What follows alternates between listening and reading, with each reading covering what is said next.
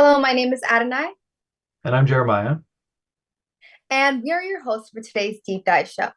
Today, our topic is going to be on racism in charity giving. So today, we're going to be diving in how potentially charities, nonprofits, NGOs, or aid organizations could actually have a deeper meaning than what we think of. When we think of charities and nonprofits, we don't usually think once or twice about how racism could actually be part of these systems. And so today we're going to be diving into how colonialism and white supremacy could actually be the base of charity giving and charity systems, and how you can use that information to go fight and dismantle parts of your nonprofits and educate yourselves today. And today we want to just give a quick disclaimer that we'll be sharing perspectives on charity and development work that are neither mainstream nor necessarily popular. And for some of you who may be listening, you may think of development work or charity or philanthropy as an all good thing or a mostly good thing, but it undoubtedly has its flaws. And we are here to talk about the system and to criticize the system and try and figure out ways that we can improve it and move past the flaws in the system. And that's something I want to be very clear about. Our critiques are aimed at the system, not at individual people, not at individual organizations necessarily, and the history of development work.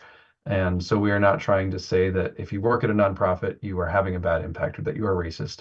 We are making critiques of the system as a whole.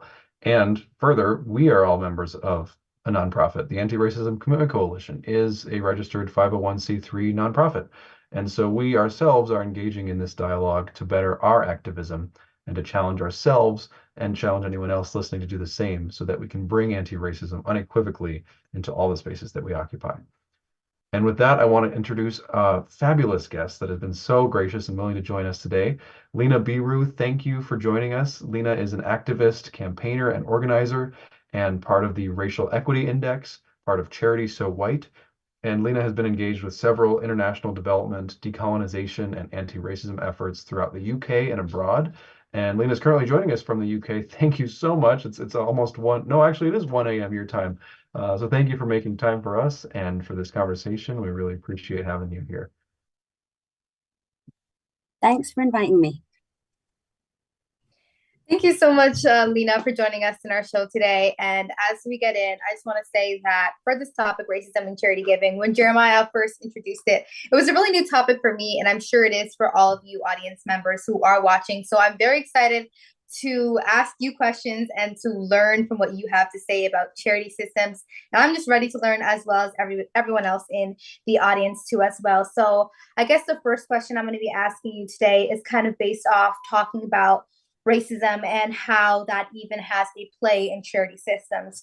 And so, as I was doing some research on an organization called Anti-Racism Daily, I was looking about how white supremacy could have a play in philanthropy, and I'm kind of relating that to charity giving.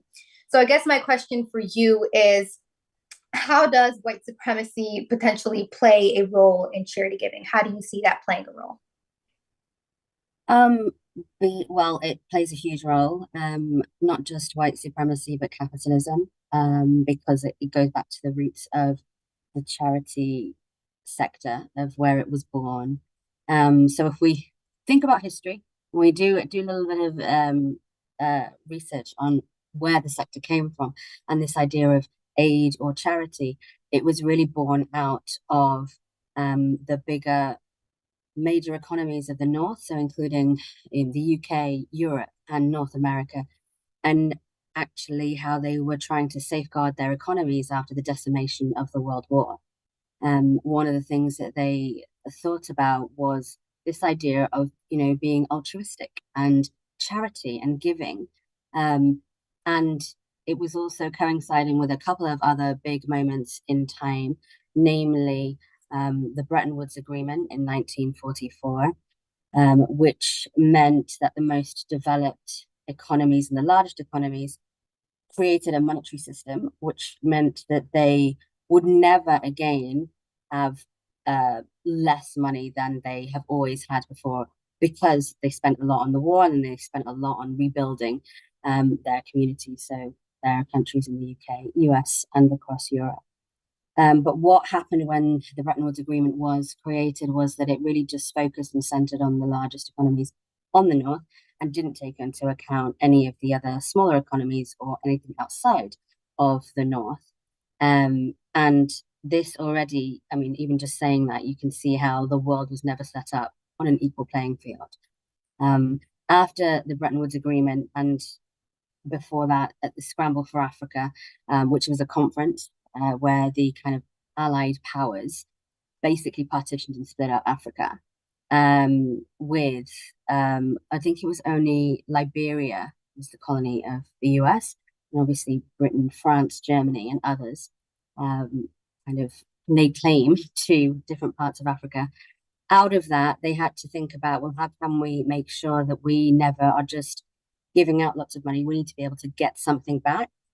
And so, through the extraction of land, the extraction of resources, the extraction of labor, so slavery to work the land, this idea of aid was born.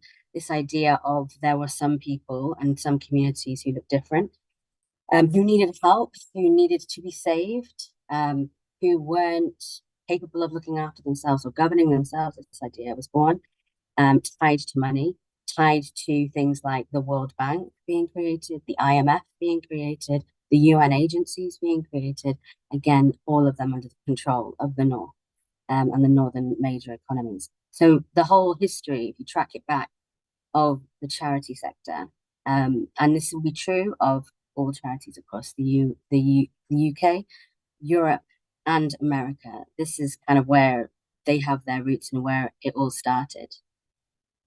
I can go on, but I don't want to. You want to. No, yes, I'm learning a lot from you already. Just I want to listen to it all day, but thank you so much for that. I'm learning a lot from how white supremacy could potentially play that role and how colonization and etc. could play a role. And you kind of touched just a little bit on the white savior model, and I think that Jeremiah is going to continue talking about that. So Jeremiah, do you have anything to add? Yeah, well, just for our audience who isn't familiar with white saviorism, I'd love, Lena, if you'd be willing to just describe that and how it plays into philanthropic work and how that has been used to justify a lot of the work, and how the impact that has on recipients and also on the industry as a whole. Yeah, sure. So, again, for me, it's white saviorism and capitalism. And just building on kind of the historical roots of the sector. If you follow through colonialism and the beginnings of the sector, as I kind of just mentioned, at the moment we continue to live with two ways that colonialism is still very much alive. One of them is the legacies, and the second is the continuations. So what we've inherited from colonialism, and it touches every part of our lives. So racism, absolutely, it does. But if I can just kind of share some examples of the why around this, and how this idea of white savior has continued through many different areas. So thinking about the World War, the Second World War I'm talking about, particularly talking about the UK, and thinking about how these bigger monetary systems were created in these UN agencies, and I would say the large, well-known INGOs. The people who were in charge of those were from the army. So they were from the military, they were from the British Empire leading a lot of the work they were doing. So once countries, for example, that the British Empire had control over, colonies that they had control over, demanded freedom, then obviously the Brits had to kind of step away-ish. But it also meant that they didn't have a day job because they weren't colonizing some area in the same way with a military presence. And so senior people in the British military, the British Empire, then crossed over into leading the things like the IMF, the World Bank, the UN agencies. So this helps us to track this idea of expertise, which is one of the forms of white supremacy and how it plays up in the sector today. This idea of what does an expert look like? Well, these British colonial kind of army people, servicemen, moved over to lead these organizations and these monetary funds, and they were seen as taking technical expertise. And when we think about expertise now, We're having a lot of conversations in the UK charity sector and in international development about what is an expert, and we have a lot of conversations around things like shift the power, being community led, and actually questioning what we thought as expertise, and we've always thought about it in the past. Is it actually true? Is it somebody who has technical knowledge? But the reason I shared that story is just because that's kind of how it tracks through and where that idea and that ideology comes from. And now obviously we're in conversations where we're thinking more about lived experience, and what the value of that is versus somebody who is seen as a technical expert who perhaps has never been outside of their home country and never lived in communities, but has got research and PhDs and degrees. And that's one way that kind of the system is led. But of course, you also have racism, and racism is another way which white supremacy shows up a lot. And this is really about the dehumanization of Black and brown people, being othered, those people who had to be freed, who had to be freed by the British Empire, by the colonial masters. And when you track that through from colonial times to what we know as development and aid and charity now, it really comes out in the form of racial hierarchies, anti-Blackness, lack of Black and brown bodies being able to govern themselves. Same thing with gender. So gender, and again, this is why I say it's not just white supremacy, it's capitalism, it's patriarchy, it's all of them. So back in the day in colonialism, particularly in the UK perspective, I'm talking about, but actually there'll be a lot of parity here. The norm for gender at that time was heteronormative patriarchy. And when you follow that through to now, when we think about what does that look like in the charity sector, it looks like a gender pay gap that's still not closed. The women are seen as the carers and not the people who lead things and who lead and shape strategy and who do hold the highest kind of decision-making roles in organizations. It's also seen through kind of anti-LGBTQ rights being suppressed across a lot of communities. It's this idea that women are not as good as, because back in the day of colonialism, men were the ones who were the strong people, who were the generals, who were in charge, who were the ones who were associated with productive labor, and women were not. And so when you think about the ideology again, you follow it through to the modern day, we can see how this idea of men being the one who ultimately do benefit from the system that we exist in because it was built for them. We can see how gender obviously plays a part in that. And then we also have like things like the climate crisis that we have right now. Again, when we go back to colonialism, colonialism was about extraction of resources, extraction of wealth, extraction of labor.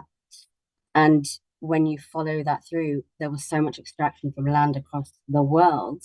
Suddenly we now have animal extinction, we have global warming, we have extreme weather, and the people who are on the front of that are Black and brown people who have had their land extracted from. So I'm just trying to like make these connections between, actually it is on so many different levels that we see the history of colonialism and how it really centralized white supremacy as the normal across so many different areas that we work across in development, and then how that shows up today. And of course, if you again follow that through, it is really about, well, who is the best person to lead anything and to know solutions to any situation or any crisis around the world. Well, it's got to be the white men, because they're the ones who historically have been in charge of everything. And so it continues to go on. And also when you think about that ideology, all of us have been exposed to that ideology. And again, just speaking from the UK in terms of our education, in terms of who we see has access to opportunities, who we see predominantly probably the 90s and 2020 again on our television screens, who we see represented, because it's not the norm to see such diversity. And why is that? Because of this ideology of those people who were supposed to be on the screens, who were supposed to be in positions of power, who are the ones who have expertise. And this is all white supremacy as it plays out now. And so when you continue that into the sector at the moment and into present day, it is very much that idea of those people outside of us, outside of the North, outside of the UK, who aren't like us, who are the others. They need help. We can help them. Why? Because we've always helped them. It's just this kind of idea. For me, it's like white noise in the background that we are all exposed to as we grow up. And it's only until you start to kind of question those things, start to think about, is that really the true history and what we are taught or what we're not taught? Like, what do we not know about the past and what should we know? Then we start to think about how white supremacy is really prevalent across so many different areas of the sector. I love that white noise because that has a double meaning as well. Um, that's it. I'm going to use that if that's okay. But thank you, Lena, for all that wealth of information. I want to just dig into a couple of things. First, to clarify for folks who aren't super familiar with what white saviorism is, it's just the concept that we need to go and save others. And you talked about it in a lot of specific ways, but just broadly speaking, for folks who may not have heard that term thrown around often before in the audience, white savior is a, a trope, a way of marketing, a way of practicing in nonprofits and charities where a white person or a white organization tries to save others because they are not capable of governing themselves, or because they're not capable of managing themselves and surviving on their own. And it's a very problematic way of operating charities for many of the reasons that Lena just discussed. But Lena, I want to ask another big question to you is, so a lot of we've established that there are lots of challenges and lots of hierarchical power imbalances created with our current models of philanthropy. But is there a way to use our current systems and our current models to not have that power imbalance created? Is there a way to use our current system without completely, scrapping it and rebuilding something else? And maybe that's what we have to do, but is there a way to use what we currently have effectively? Oh, it depends. Yeah, I don't know what kind of answer I'd give you. It depends on what day you catch me. Because obviously I work inside the system and I also work kind of outside it as well. It depends who you ask. It feels, and I've heard someone describe it as, it feels like if you are inside the system, if you are inside the sector, and you're trying to fix it, you have to, it's like flying a plane and trying to fix it at the same time because the sector will not slow down. It will continue going, the work will continue. And so to some extent, it feels like you'll always be on the back foot. I guess I'm in the sector because perhaps I have hope, and there are a lot of people who do have hope. And it definitely comes in ebbs and flows. We've made some changes, we've made some progress in different pockets of the sector, and others kind of have looked at that, and I think we're in a very interesting position now. It's 2024 of seeing a lot more white lash. I don't know if you're familiar with that term, or just kind of deprioritization of changes that had gotten a lot more motivation after the murder of George Floyd. And so that's something that we are grappling with at the moment. But what we saw at that time was a lot of charities with their Summer of Black Square Solidarity coming out and, putting out statements to say that they were committed to changing and to anti-racism. But tracking that has come up against a lot of challenges, particularly again in the UK, with the political nature of everything going on at the moment. And the culture wars, we call it, I mean, it's referred to in the UK as culture wars or wokeness. There are a lot of challenges that are coming up, which are slowing down the progress that we have made. And really, at the moment, it's an active push to not roll back on stuff that has actually progressed. So, I mean, your question was about, can you really be in the system and change it? And I hope that's why I'm in the system. But it will really depend on those people who are in positions of power to actually change things. It will depend on the critical mass of people who engage with the charity sector. to demand and to organize and to continue to keep, I guess, the pressure up. Because the interesting thing about being in the sector is there are so many different moving parts of it. You've got philanthropy, you've got donors and different foundations, you've got governments, and you've got civil society organizations. And the pressure, my question when I think about this, what comes to mind is what is what happens if you don't do this work? What happens if you don't truly become actively anti-racist? And I struggle with that sometimes because I'm not sure. I'm not sure if there is anything that happens if you just don't do the work. What we saw in the UK after the stories about safeguarding in Haiti in 2018 was a very strong move from the donor community and the government to ensure that all organizations were working on safeguarding. And there was a repercussion if you weren't. The repercussion was you lose funding. Money is power. And that really was something that the UK government at the time took on, and some donors as well in a bigger way. So there was an actual, some people were held accountable. There was something that would happen if you didn't do this work. We have not seen that same thing in terms of anti-racism, particularly in the UK. We have not seen simple things like donors saying, you need to have a diverse board, or you need to have a board that has people on it who are from the communities that you work with, which is very simple. But I think that might be an indication of where the donor community is.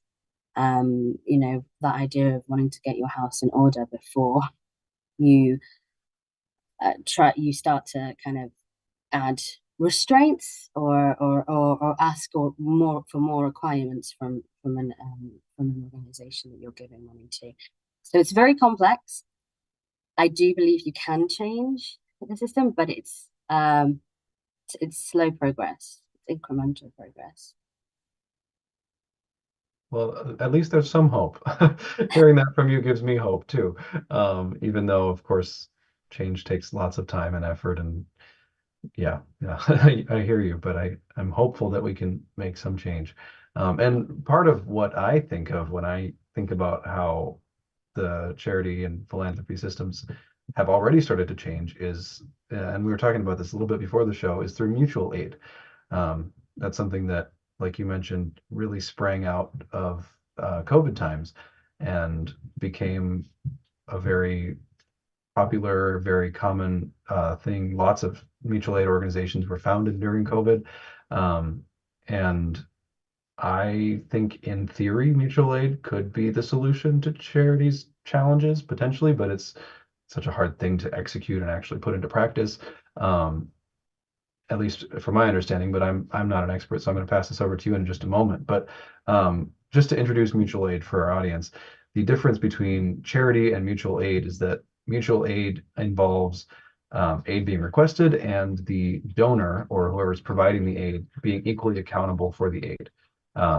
So in traditional charity systems, there is a donor and a recipient, and the donor has virtually no accountability, and the recipient has all of the accountability for using the donated funds appropriately, for executing whatever change and having some deliverable result, whereas the donor just gives and has no accountability, and they can give to whomever they please. In mutual aid systems, the real fundamental change is that there is a power equilibrium. There is assistance requested by someone, and there is assistance given by someone else, and they both have, in an ideal world, equal accountability and equal responsibility for whatever change is being targeted. And the impetus for this, as far as I understand, has been to eliminate the hierarchical nature, eliminate the power imbalances of charity work, and level the playing field so that recipients and donors can come together and can actually solve problems rather than just perpetuating archaic systems of power. So, Lena, how has mutual aid, if it's been different, how has it played out in the UK? And Do you think that this is a viable like step into a more sustainable, more effective, more just and anti-racist charity system, charity sector, or is this just something that I guess I just want to hear your thoughts and opinions on mutual aid and how it can work. Yeah, thank you. I'll say off the bat, I'm not an expert on mutual aid, but the way that it kind of became mainstreamed in the UK was during COVID, and it really was about peer-to-peer communities wherever you were across the UK during lockdown, especially when we think about the lack of food, the lack of contact between people, and things like well-being. It was really community organizing, where people would come together to ensure that the most vulnerable people on your street, in your town, in your village, had support, were safe, and they were trying to address food insecurity. Um, everyone buying up toilet paper, all those different kinds of things. They were really just trying to level the playing field, as you said. The thing about mutual aid in the UK, it's not necessarily funded. So I think that's really great to hear about kind of how it's slightly different in the US. And there was a lot coming out of COVID in the UK that said because of the important role that mutual aid played in different uh, communities around the UK, that there was a moral imperative for the government to fund it and to communicate with it and to, build it out. I mean, we're not there. And it was also the way that the UK system works in terms of councils and devolved kind of levels of funding. That was also uh, what was trying to be evidenced through all of the good stuff that mutual aid was giving communities. I mean, one of the amazing things about that was that it really brought together people, and we had been missing that a lot. Even for my own mum, who lives in the countryside in Wales, she is vulnerable. And during COVID, people from her street were coming around saying, "Do you need to get shopping? Do you need this? Do you need that? What do you need? Do you need your medicine?" Which was amazing to feel that sense of that she's safe, and that there is community and people. And what it did for me really was demonstrate how people are just good. In times of crisis, people can come together. And that's definitely worth funding and worth continuing. As a model, what you talked about in terms of funding being on a level with the communities and there being accountability, absolutely. This is this idea of community-led development, localization, locally led development, whatever you call it. Who are the funders accountable to? And it has to be the communities. If in theory, that's a very nice thing. If it happens in practice, that's even better. What we tend to see in the charity model is a lot of direction from funders on what success looks like in their funding programs. It starts with them and it ends with them. And this is fundamentally just wrong, and doesn't work for communities. So mutual aid could potentially provide a future model. Although I would also say that the feminist movement are pretty amazing at what they do. So a lot of African feminist movements and organizations intrinsically work differently as charity models, where they have things like co-leadership, collective leadership, not so much the hierarchy, where they are practicing transparency, and they are, as much as they can, holding themselves to account, but also sharing the journey of doing that. So I really like what some of the feminist movements and feminist organizations are doing. And also, they were also funders. So, for example, the African Women's Development Fund have just come out with their new strategy of how they're going to fund differently. And it isn't going to be a top-down way of doing it. So they're trying to change the way that the charity sector is at the moment. And maybe mutual aid took some of their inspiration from them as well. So there are certainly different types of models. I still think there's also a great idea to start a different whole, like, yeah, kind of like finish with this model and start a whole different model. But that definitely will be a much bigger conversation because it's about the ecosystem of the charity sector. It's not just about civil society organizations. It's not just about communities. It's all have to involve government and donors as well. I find that really interesting. Thank you for sharing. Also, just sitting here, like listening to you, I'm learning so much right now and obtaining so much information. So thank you so much. Um, just after talking about what the government could possibly do as a whole to dismantle this systems and charity and etc. I kind of want to bring it to the solution aspect of what we can do possibly as individuals to dismantle these systems. Do you think that educating ourselves could be a possible solution? What are the solutions that you think us as individuals could have towards these issues? Yeah, definitely. I think probably I'll circle back to where I started. I started with a bit, very top line history. Learn about it, educate yourself, not just about what racism is, and not just about how it shows up, but the ideology that comes with it, and this idea of Black inferiority and white supremacy. Where did that come from? Because when you start to understand the past and where this kind of structure came from, these ideas came from, and how they were driven forward, it helps you to understand the system that we're in at the moment. And it also then, understanding the past helps us to figure out what we don't want to happen again and what we want to do differently. And with that information, you'll probably feel more confident. I certainly did, because I didn't know all this when I first came into the charity sector. I was very much about, if I'm on this earth, I want to do good in the world and I want to help people. Exactly the same mindset of most people who come into the charity sector because they want to do good. But it isn't a binary thing.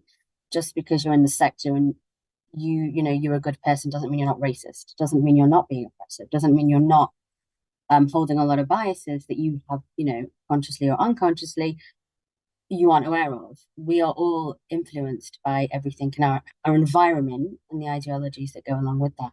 And so when you can start to become more aware of that, for me, that's the key to changing the way you act and changing what you do about it. So don't be afraid of not knowing the answers.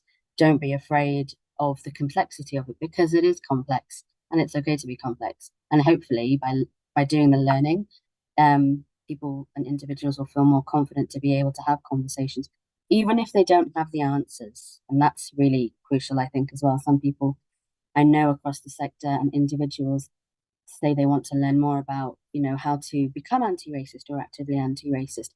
And then it's like, I don't know, like, how to change or what to do. Like, I don't have the answer. If something happens, what do I do? And then they get stuck in this paralysis of fear where they just do nothing. But yet they're still learning. And that's just human nature. Like, we're all human.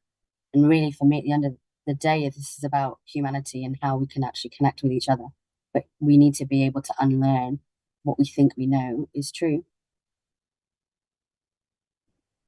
Yeah, wow. Thank you, Lena. I want to share something that I found, and maybe this was from your writing. It wasn't, there wasn't an author, but this is from Charity So White, found a little bit. So there was an exercise or an example of how funders could be held accountable for their money and where it went.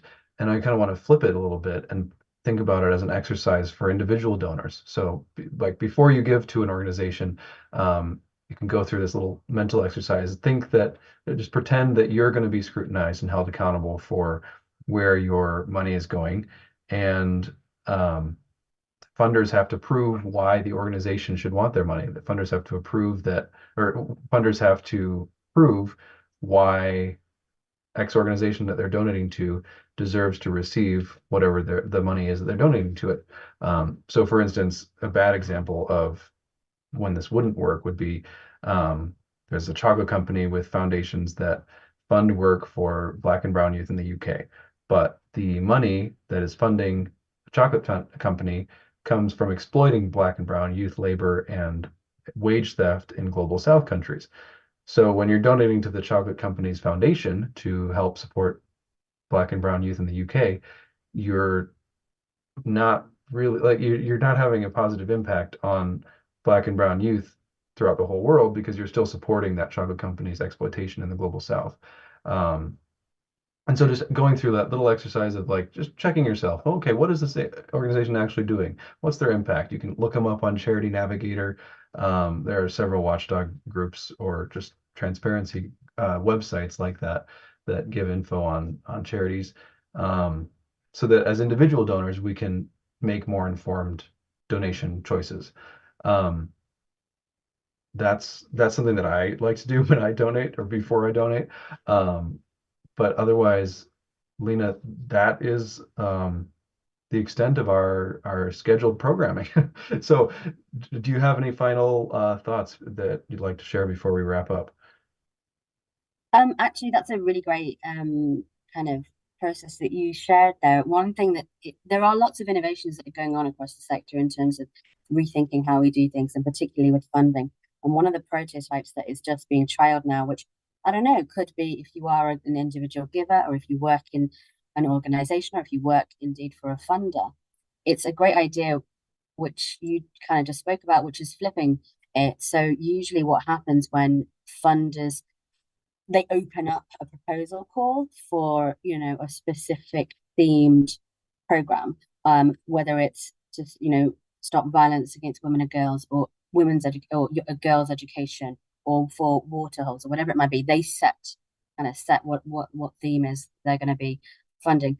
But there is a proposal, kind of a prototype that's coming up at the moment, which flips that around, where local communities are able to put out what they want funding for and the funders bid to them, which I am really intrigued about. And it really is a bright spark. There is definitely change coming. There's a lot of people who are working in different ways to think differently. And this is what all of this work is about, thinking differently. Just because things have been done the same way in the past doesn't mean it has to continue to be done that way, because it's not working for everyone. And that's okay. So think differently, have conversations with your funders, learn more about it, and it's okay that you don't have all the answers. Yeah, I just want to say thank you so much for joining our show. I truly learned a lot from you, and the fact that you took like all this time, and it's 1 a.m., 1:30 in the UK right now, and like you want to go and educate people about this like topic that you're so passionate about. I can see the passion in you. So thank you so much for educating not only us, even though it seems like it's only us, but like the tons of other viewers that are watching as well. So thank you so much for joining us today. Thank you very much for asking, and I hope it was helpful. Yes, it did. Thank you. Awesome. Well, to all of our viewers, make sure to keep your eyes out for the next deep dive show to learn more about our next topic in anti-racism. We'll be pushing out more communications soon once we have the show date and topic confirmed. But otherwise, thank you all for joining, and thank you once again, big thank you to Lena for your time, and see you next time.